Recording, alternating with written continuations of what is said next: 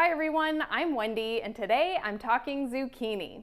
It's that time of year, and if you have a garden or if you're part of a co-op or CSA where you're getting local produce, you're probably starting to get some zucchini. And before you know it, you'll have more than you know what to do with.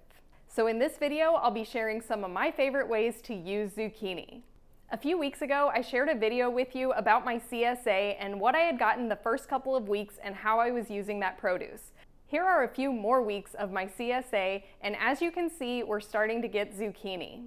And we usually end up with tons of it, so we've come up with several different types of recipes that we like to use our zucchini for.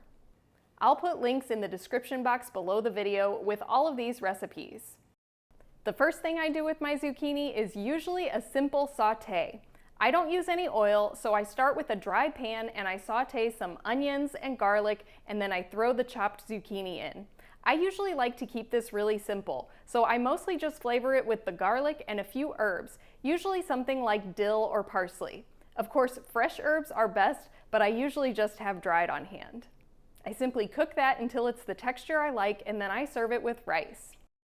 This next option is one that I don't do very often because it takes a little bit of extra time, but it's really fun and delicious, and that's to make zucchini noodles. They really are easy to make. I've tried using spiralizers in the past, but I just prefer to use a julienne peeler.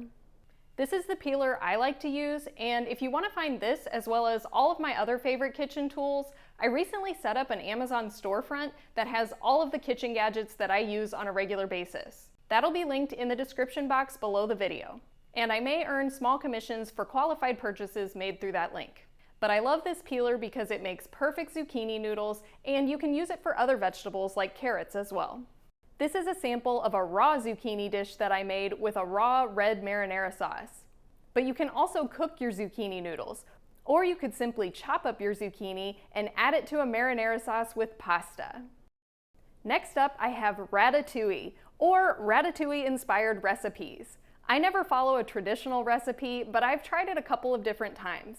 Here's one that I made in a casserole dish. I sliced zucchini and summer squash really thin, as well as some eggplant and tomatoes. I layered those in a dish, and I simply seasoned this with some red wine vinegar and some different herbs. I baked it until the vegetables were soft, and that's it. In the past on my channel, I've also shared a crock-pot ratatouille.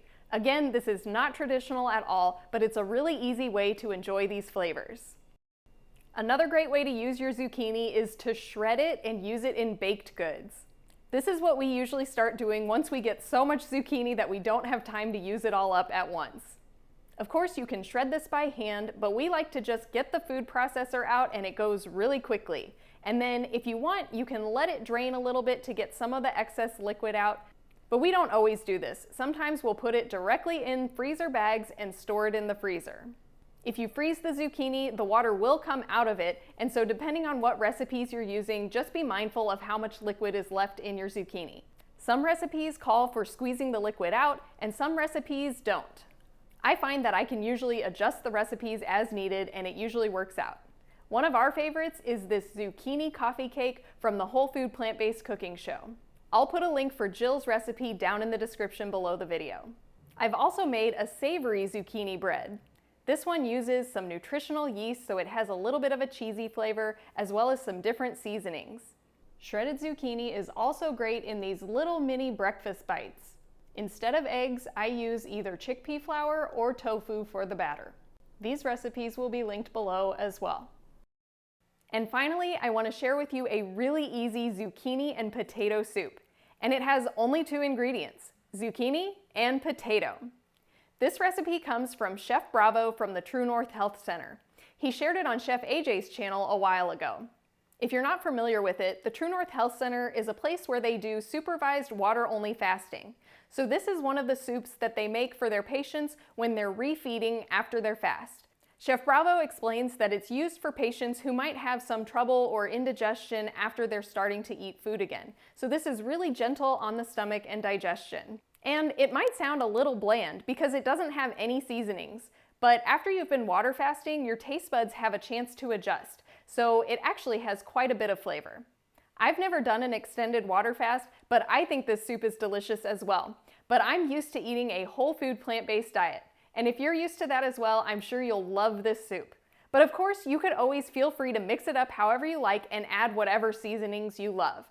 It's so simple to make. Chef Bravo recommends using Yukon Gold potatoes, and he recommends peeling them, but you don't have to.